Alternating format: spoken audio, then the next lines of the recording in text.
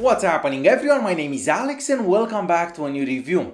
Well, up until about a month ago, if you wanted to buy a phone that looked like a Samsung Galaxy S8, well, you'd have to buy a fake Samsung Galaxy S8. Now, there are a few issues if you buy a fake device. First of all, the phone is gonna be very slow. Secondly, there is no quality control, so you don't know if the phone is gonna work tomorrow. And thirdly, there is no warranty whatsoever, so you just buy the phone and you just hope for the best. And I've actually done a video on showing you how to spot a fake Samsung Galaxy S8, and you can find that video in the video's description or the top right corner.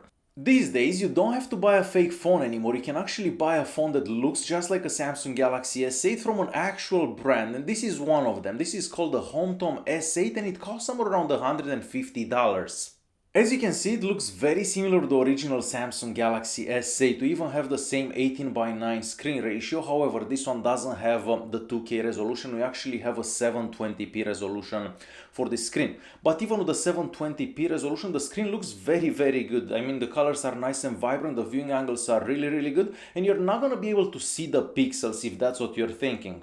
Of course, we have bigger bezels all around the screen and the screen doesn't actually curve as it does on the original S8, but let's keep in mind that this phone costs only about $150. The screen sensitivity is also good. You can actually touch the screen in 5 places in the same time and the screen will register, and I haven't really had any issues whenever I was typing, playing games, or pretty much anything that I've done on the screen. On top of that, the buttons at the bottom, so the navigation buttons, can be moved around from the software. For other specifications, we have the MediaTek 6750T, which is an octa-core CPU clocked at 1.5 GHz. We also have 4 GB of RAM and 64 GB of internal storage. Out of that 64 GB of internal storage, like most phones these days, we get about 54 GB left, but luckily you can install an SD card as internal storage. So yes, this phone can take either 2 SIM cards or a SIM card and an SD card. The phone's frame is made out of metal, so just like the original device. However, the back it's not made out of glass. The back it's actually made out of plastic, and on the back there we have a microphone. We have 2 cameras, a 16 megapixel and a 5 megapixel camera. We have the flash and the fingerprint scanner. The fingerprint scanner, it's accurate maybe 9 out of 10 times, however it's not the fastest out there, so after you touch the fingerprint scanner it takes like a second for the screen to come on. And that fingerprint scanner can also be used for like taking pictures, moving in between pictures and so on. Since we have 2 cameras on the back, you could technically take those cool looking pictures with the bokeh effect. Well, like most Chinese phones that we've seen under $200, the second camera is just useless. So if you're taking any pictures with that cool bokeh effect, well, the pictures look horrible, and basically the phone makes a circle in the middle and everything outside the circle, it's blurred out. So the second camera is absolutely useless on the back of this phone. So leaving that second camera aside, if you actually take pictures just with the 16 megapixel camera on the back of this phone, the pictures actually turn out very good and much better than a lot of other phones that I've seen in the past 2-3 months, I would say. So the colors are very accurate. The dynamic range could be improved in certain conditions, however it is more than acceptable, and overall the pictures just look good. Now the camera doesn't do as good in low light conditions, however it does much better than other phones that we've seen. And of course all the pictures that you've just seen were taken with the S8. And since we are still talking about cameras, on the front of the device we have a 13 megapixel camera next to the speaker and next to a LED notification light.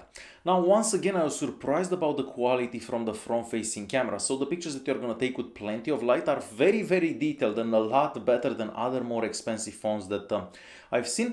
And nighttime pictures, well, they don't look horrible, but they don't look that great, but overall better than other phones that I've tried.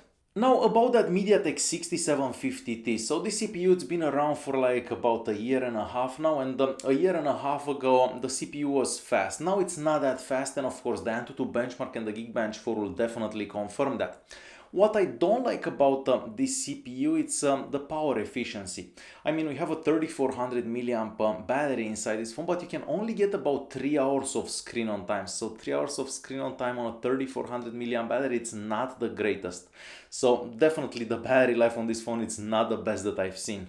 Performance-wise, well, aside from having to wait 1 or 2 more seconds to actually open apps when you'd compare this to a much more expensive device, I don't really have any complaints. Most games that you're gonna try on this phone will work good. Of course, some games will skip a frame here and there, but you can just lower the graphics settings and you should be good to go.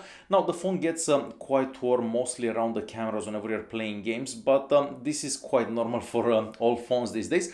So for gaming, the phone it's gonna do good. For browsing, the phone will also do good. I mean, it takes a second or so to actually load the page, but once the page is loaded, zooming in, zooming out, scrolling up, scrolling down, or anything like that is done very fluidly. On the YouTube app, the maximum resolution is 720p, and that's the resolution of the screen. What I don't really like about the YouTube app is the fact that the app doesn't fill up the entire screen. So when you're watching a video, you're gonna have a black bar on one side and on the other. And you can't actually like zoom in the video as we've seen on the Samsung Galaxy S8. So that could be annoying for some people. Moving on to the GPS unit inside this phone, well, it's not the best that I've seen, so it takes a few seconds to actually find your location, and depending where you drive and where you are, you may lose your location for a couple of seconds. I mean, it's not bad enough so you can't actually use the GPS, but every now and then you will lose your location. For sensors, well, we have all the sensors that you'd find on a much more expensive device, and that includes a gyroscope as well, and all the sensors that I've seen there and I've tried did seem to work good as well. Connectivity-wise, the phone can connect to 4G networks and dual-band Wi-Fi, but like most phones under $300, we don't have NFC, so you're not going to be able to use Android Pay. The speaker on top here, it's loud enough, so I don't really have any issues with it, but what I have an issue with, it's the Wi-Fi connectivity. So the Wi-Fi range is not the greatest. I mean, if you're around your router, it does work very, very good. But if you're moving further away from the router, the speeds over Wi-Fi become quite slow. So it is a bit annoying using this over Wi-Fi in a different room. And I almost forgot about the fact that we even have a 3.5mm audio jack at the bottom of the device that's sitting next to the micro USB charging port and the speaker. And talking about the speaker, well, the speaker is not bad, but once again, not the best that I've heard. But here is a quick sample of how the speaker sounds.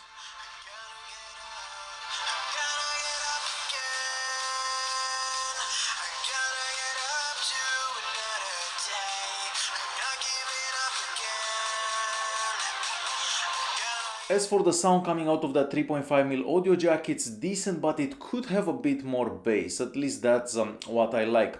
As for the charging port, well, the phone takes about 2.5 hours to fully charge from 0 to 100, and it also supports OTG. The Homtom S8, it's running Android 7, and on top of that we have a skin that looks somewhat similar to the Samsung Galaxy S8. Now, the software is very well optimized because switching in between screens, opening new apps, closing apps, and even multitasking works very good, so no complaints about the UI.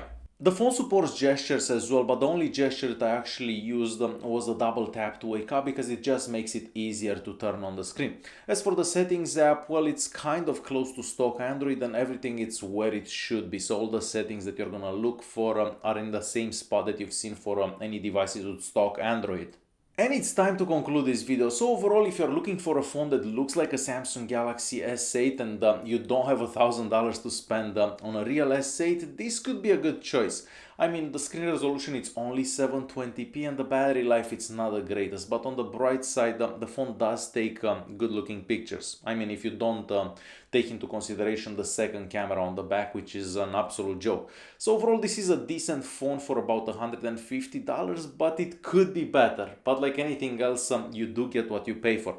Alright guys, hopefully you enjoyed this video. If you did like it, press that like button, don't forget to subscribe, and I'll see you in the next one. Thanks for watching.